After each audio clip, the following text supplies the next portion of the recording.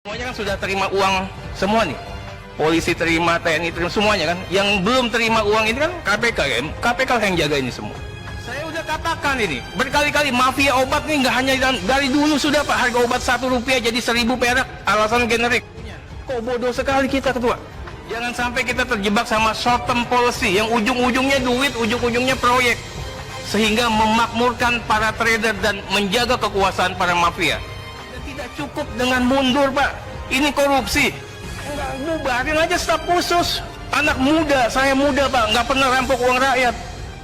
Ini anak baru umur 20-an tahun, ngerampok uang rakyat triliunan. Malu kita jadi anak muda. Bagaimana, kenapa pengisian jabatan strategis di KPK ini diisi oleh petugas kepolisian? Bisnis corona pemerintah. Rapid test jadi komoditas dagang, sarana memeras rakyat Indonesia. Bagaimanakah kelanjutan beritanya? Inilah informasi selengkapnya. Ombudsman diduga rapid test sudah jadi komoditas dagang. Gelora.co. Ombudsman Republik Indonesia menilai keluarnya surat edaran atau SE Kementerian Kesehatan terkait penetapan harga tertinggi tes cepat atau rapid test antibody COVID-19 menunjukkan selama ini rapid test telah menjadi komoditas dagang. Pasalnya menurut Komisioner Ombudsman RI, Alvin Lee, rapid test yang tadi mahal kini harganya bisa ditekan. Pertama, ini membuktikan selama ini biaya rapid test itu harganya gila-gilaan dan sudah menjadi komoditas dagang. Kenyataannya ini bisa ditekan menjadi Rp150.000. Katanya seperti melansir mediaindonesia.com Selasa 7 Juli 2020. Padahal kata dia, setiap peralatan rapid test harganya mencapai Rp200.000. Selain itu kata dia, dalam penyelenggaraan rapid test tersebut, rumah sakit di daerah juga tidak punya pilihan karena harus membeli dari orang yang sama sehingga dikhawatirkan terjadi monopoli atau oligopoli. Rumah sakit pun tidak bisa berbuat banyak. Selain itu di dalam surat edaran atau SE nomor HK02-01-1-2875-2020 tersebut tidak disebutkan sanksi bagi pihak yang melanggar peraturan ini atau oknum yang mematok biaya di atas Rp150.000.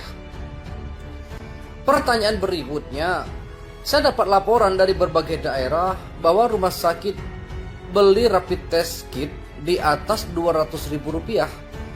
Jadi bagaimana sudah terlanjur? Apakah uangnya dikembalikan atau bagaimana? SE ini juga membuktikan bahwa rapid test tidak mendeteksi apakah seseorang tertular COVID atau tidak. Hanya tes antibody, ujarnya. Kenapa yang diatur harga hanya rapid test lalu PCR? Bagaimana? Karena belum ada standarnya. Harganya di atas Rp1 juta sampai Rp3 juta. Juga standar pelayanannya rapid test 15 menit selesai. Sementara PCR bisa sampai 7 hari. Ini perlu menertibkan pelayanan PCR test dan juga harganya transparan. Karena ini sudah jadi kebutuhan publik saat ini. Tambahnya, dia juga mempertanyakan relevansi rapid test sebagai syarat untuk menggunakan transportasi publik, baik udara, laut, dan darat. Hal itu karena hasil rapid test belum tentu akurat mendeteksi COVID-19. Ia meminta pemerintah untuk meninjau kembali peraturan yang mensyaratkan calon penumpang transportasi umum untuk mempunyai sertifikat uji rapid test maupun PCR. Karena setiap hari arus lalu lintas antar daerah menggunakan mobil pribadi atau bus tidak ada persyaratan itu. Pertanyaan penularan COVID ini, apakah melalui udara atau droplet atau percikan pernapasan? Tegakkan saja peraturan, gunakan masker, suhu tubuh, jarak antara kursi di kereta atau pesawat diberi sekat, itu sudah cukup, ucapnya. Kata dia, saat ini hanya Indonesia yang mensyaratkan penumpang transportasi publik mempunyai sertifikat uji COVID-19. Di negara lain, syarat itu diberlakukan pada penerbangan internasional, bukan perjalanan domestik. Sebaiknya alat tes yang tersedia dimanfaatkan bagi daerah-daerah yang dikhawatirkan terjangkit atau daerah merah, atau untuk orang yang suspek